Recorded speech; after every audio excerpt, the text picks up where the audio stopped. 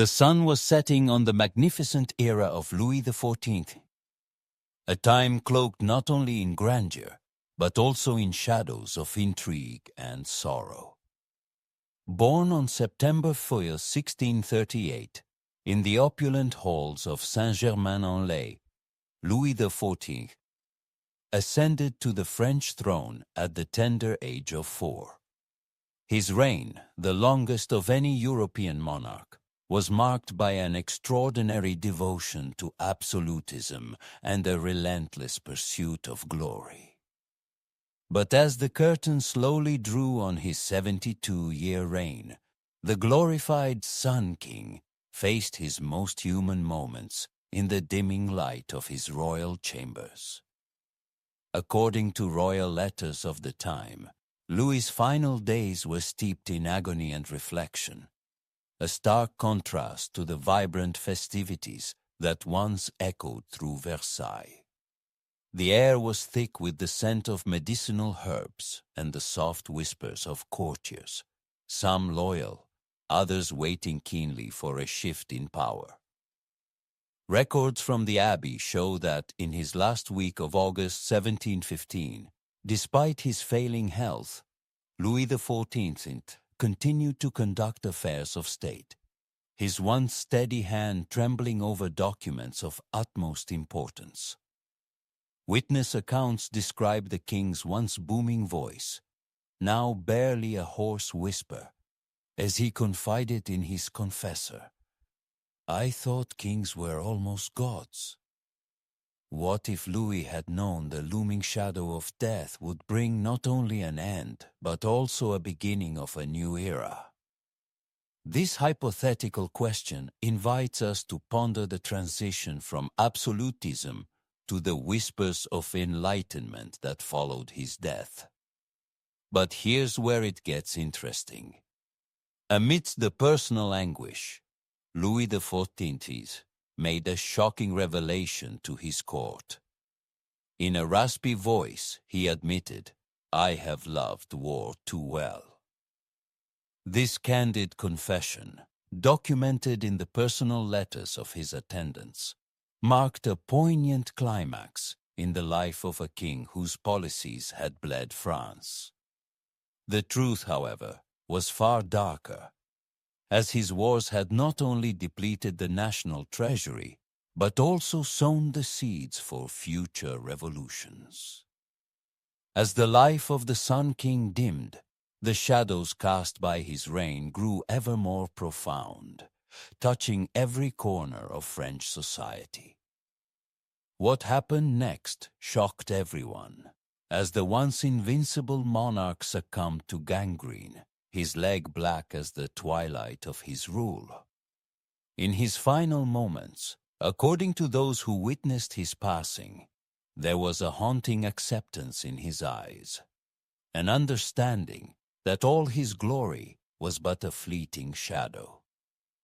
As the summer of 1715 dawned, the Sun King, Louis XIV of France, began to exhibit troubling signs that suggested not all was well with the once robust monarch. According to the records maintained by his personal physician, Dr. Fagon, Louis XIV, age 76, started complaining of a sharp pain in his leg in late August. This pain, initially dismissed as a minor discomfort by the court, was the ominous harbinger of a much graver condition.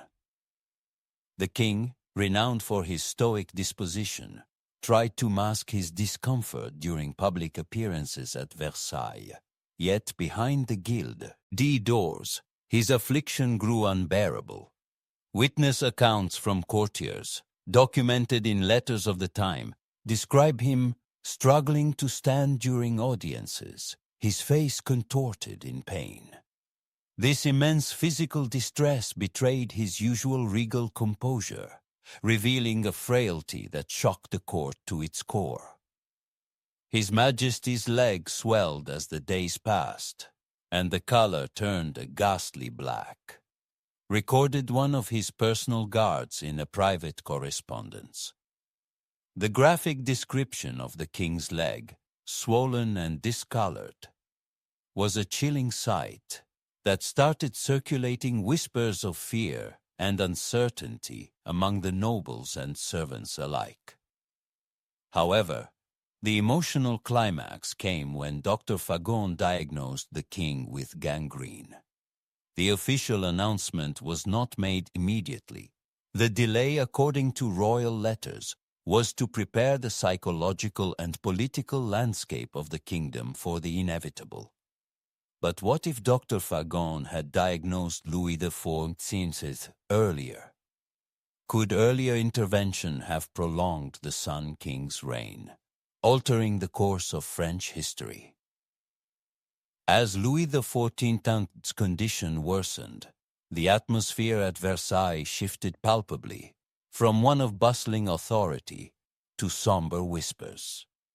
The once vibrant halls now echoed with the soft, tense footsteps of courtiers, tiptoeing around the stark reality of their king's mortality. This air of impending doom was encapsulated on September 1st, 1715, when Louis XIV, in a rare moment of vulnerability, confessed to his confidant, "Why do you weep? Did you think I was immortal?" This poignant reflection, laden with the weight of his life and reign, was a stark reminder of the human beneath the crown. The king's deteriorating health was not just a personal tragedy, but a state crisis. The continuity of governance and the stability of France hung precariously on the health of this one man. His slow decline marked a crucial turning point, foreshadowing the end of an era. The very essence of his reign, characterized by absolute power and the glorification of monarchy, seemed to decay as his body did. As we reflect on these dark final days of Louis XIV, the emotional narrative arcs from curiosity about his initial symptoms to horror at the progression of his illness, followed by sorrow at his poignant introspection, and finally, shock at the rapid decline of a once indomitable ruler. This emotional journey not only chronicles a king's fall from vitality, but also mirrors the inevitable decline all humans must face. Looking ahead, the question looms: how would the court manage the transition of power? And what implications would the king's death have on the political landscape of Europe? These are questions that we will explore as we delve deeper into the twilight days of Louis's reign. As autumn approached in 1715, the grand halls of Versailles whispered with foreboding. According to royal letters of the time, Louis XIV, the Sun King, was besieged not by enemies at the gate, but by an invisible assailant, gnawing at his very flesh. Gangrene, a relentless decay, had taken hold of his leg, painting a gruesome tableau of the suffering monarch. The vibrant king who had danced at balls and led his country with unparalleled vigor was now confined to his ornate bed, his body a battlefield. Records from the palace of Versailles revealed that his doctors, cloaked in the heavy silence of their craft, would often emerge from the royal chambers with faces as pale as the linens within. The scent of medicinal herbs mingled with the stench of decay, a stark reminder of mortality even within the splendor of the court. Witness accounts describe the king's once commanding voice reduced to a mere whisper, urging his attendants to be brave as I have been. A poignant echo of his storied resilience. His pain was palpable, the opulent room heavy with the weight of impending loss. The air, once filled with the melodious tunes of the lute and harpsichord, now resonated with the somber tones of prayer and whispered consolations. But here's where it gets interesting. On a chill morning, the king summoned his confessor and uttered a confession that would send ripples through history. He revealed hidden details about his plans for the legacy of his reign, expressing fears over the future of his dynasty. What if Louis had recovered and implemented these changes? The course of French history might have veered in an entirely different direction. This revelation was not merely a reflection of a dying man's fears, but a dramatic insight into the psyche of a ruler facing the twilight of his era. The emotional climax came when Louis, in a rare moment of vulnerability, admitted to his confessor that he feared his legacy would be overshadowed by the wars and the suffering they wrought, rather than the cultural flourishing he had championed. According to a letter penned by the Duke of Saint-Simon, a close aide, the king's condition worsened rapidly. The agony written upon his countenance was a silent testament to the fierce battle he fought within, a stark contrast to the serene image he had always portrayed to the outside world, the Duke wrote. In these final days, the Sun King, who had once been the emblem of absolute power and divine right, was rendered profoundly human. His fears, hopes, and regrets laid bare resonated deeply with the universal experience of confronting one's mortality. The court, once a hub of constant activity and political intrigue, had quieted, the atmosphere thick with the solemnity of an end. What happened next shocked everyone. Despite his profound suffering, Louis XIV managed to orchestrate a meticulously planned farewell, a final act of sovereignty in ensuring the stability of his realm after his demise. The truth, however, was far darker, marked by pain and silent battles fought in the seclusion of his royal chambers. As we prepare to delve deeper into the repercussions of Louis's death in the next section, one cannot help but reflect on the stark duality of his reign, marked by both absolute power and profound vulnerability. As the life of Louis XIV waned, the grand palace of Versailles, with its gilded halls and vast gardens, became the stage for an intense political drama that would shape the future of France. The king's deteriorating health was not just a personal crisis, but a national emergency, stirring the waters of political ambition and fear among the nobility and his ministers. According to letters from courtiers during September 1715, there was a palpable tension in the air as the power vacuum grew evident. The king's bedchamber became a council room, where whispered alliances formed as easily as they dissolved, wrote the Duke of Saint-Simon, a keen observer of court intrigues. This period marked a transition as crucial as any battle fought on French soil. While Louis XIV lay bedridden, his ministers, led by the cunning Duke of Orleans, began positioning themselves to seize control. But here's where it gets interesting. The will of Louis XIV, a document meant to secure a smooth succession, mysteriously vanished shortly after his death. According to records from the palace's secret archives, the original will would have significantly limited the powers of the regent, Philippe II, Duke of Orleans. The disappearance led to whispers of forgery and manipulation, shrouded in the shadows of the regal chambers. What if the will had survived? Could it have prevented the ensuing decade of mismanagement and corruption that plagued the regency of Philippe? This question remains a tantalizing what-if scenario that historians still debate. As the Sun King's health faded, the court of Versailles was not just losing a monarch, but was also witnessing the birth of a new political order. Philippe's ascension to regent was met with mixed feelings. Some saw him as a necessary evil, a stabilizer in the tumultuous times ahead. Others viewed him with suspicion and disdain, a usurper of royal power.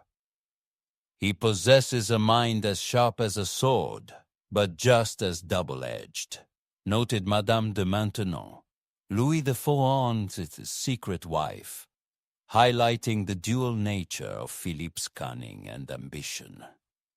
The truth, however, was far darker.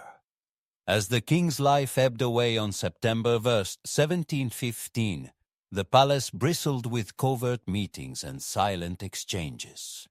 Witness accounts from the time describe the night before Louis's death as one filled with restless shadows moving through the corridors, securing loyalties and trading promises sealed with quiet nods. The political ramifications of Louis XIV's death echoed far beyond the ornate walls of Versailles. They initiated a period of regency that saw the French court descend into a den of intrigue and power struggles, setting the stage for future conflicts and the eventual rise of figures like Louis XV. As Philippe II assumed the regency, the kingdom braced itself, unsure of its future under a ruler who was as enigmatic as he was controversial. In the grand narrative of French history, the end of Louis XIV's reign was not simply the closure of one chapter, but the ominous beginning of another, filled with uncertainty and the promise of radical change.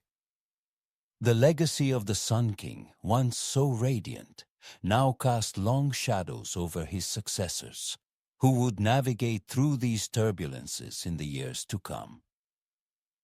As the summer of 1715 faded into the gold and crimson of early September, the Sun King, Louis XIV of France, found himself confined within the opulent yet ominously silent chambers of Versailles.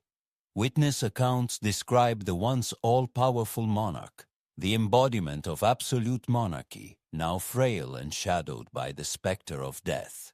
According to royal letters of the time, his health rapidly declined after a leg operation turned fatal due to gangrene, leaving the court in a hushed state of suspense and dread. But here's where it gets interesting. On the night of August 25th, as thunder rolled ominously over the palace, Louis, in a moment of lucid reflection, confessed, "Why do you weep? Did you think I was immortal?" These words, documented by his attendants, encapsulated the stark twilight of his 72-year reign.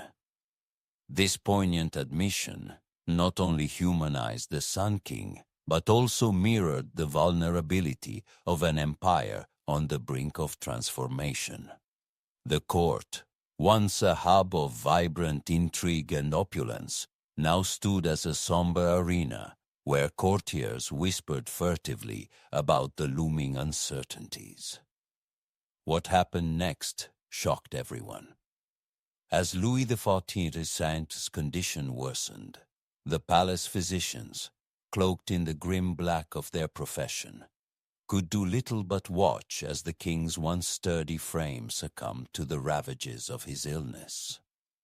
The records from the abbey show that on his deathbed, Louis instructed his 5-year-old great-grandson and heir, Louis XV, with words heavy with foresight and regret. "Try to remain at peace with your neighbors. I have loved war too well."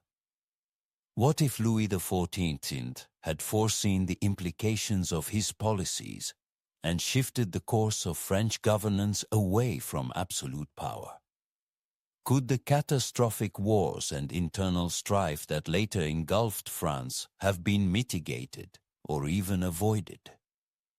As September 1st, 1715 dawned, the air in Versailles was thick with an uneasy stillness. His last hours were marked by an overwhelming silence, broken only by the quiet murmurs of the royal family and the faint rustling of silken robes. The king passed away just before dawn, bringing an end to an era that had stretched across most of the 17th century. The news of his death slowly permeated through the grand halls, leaving a trail of whispered sorrows and concealed relief among those who had survived the volatile tides of his favor. The immediate aftermath of Louis XIV's death was a kingdom fraught with tension and uncertainty. His will, which proposed a regency council to govern until Louis XV came of age, was contested, sparking a brief power struggle that was a prelude to the regent's eventual ascendancy. This transition marked a crucial turning point in French history, as it set the stage for the decline of absolutism and the eventual rise of revolutionary sentiments. The truth, however, was far darker. As Versailles grappled with the void left by its Sun King, Europe watched warily, sensing the fragility of an order that had once seemed unshakable. This period not only reflected the mortality of a king, but also the impermanence of the dynasty and empire he had so meticulously crafted. In reflecting on the demise of Louis XIV, we are reminded of the profound human fears of obscurity and the inevitable decline that comes with time. His reign, characterized by such grandeur and ambition, ended not with the clamor of battle, but with silent acceptance of his mortality. This stark contrast offers a profound commentary on the limits of power and the relentless march of time that no crown can halt. As the golden light of September 1st, 1715, dimmed into the evening shadows, the Sun King, Louis XIV of France, drew his last breath. The once resplendent corridors of Versailles now echoed with a solemn stillness, marking the end of an era that had stretched over 72 years, the longest reign of any European monarch. But here's where it gets interesting. The legacy of his grandeur and the implications of his death were to unleash a cascade of events that shaped the future of France and Europe at large. Records from the Sun King's court reveal that immediately following his demise, a power vacuum threatened the stability of the French monarchy. The young Louis XV, his great-grandson and only 5 years old at the time, was set to inherit not just the throne, but the immense burden of his predecessor's legacy. According to royal letters of the time, the Duke of Orléans was appointed as the regent, and his handling of this fragile transition was a tightrope walk between maintaining the splendor of the monarchy and addressing the burgeoning financial crises that were a direct result of Louis XIV's ambitious projects. Witness accounts describe the public's mixed reactions: awe at the deceased king's achievements and horror at the debts incurred. His aggressive expansion policies had extended France's boundaries, but at a staggering cost. The people, burdened by taxes, could only hope that the new regent would steer them away from further fiscal abysses. What if Louis XIV had restrained his expenditures towards the end of his reign? Could the economic hardships that followed have been mitigated? The true shock came years later when historians, examining the Sun King's personal letters and state records, uncovered his profound awareness of these impending economic troubles. His letters to his secret advisers hinted at a late, albeit futile, recognition of the financial tempest his reign had brewed. This revelation not only repositions Louis XIV in a more humanly flawed light, but also deepens our understanding of the burden of leadership, clothed in gold, yet shackled by consequence. The truth, however, was far darker. His death marked not just the conclusion of a reign, but the beginning of a renewed struggle for power, setting the stage for political machinations that would eventually lead to significant reforms under Louis XV's rule.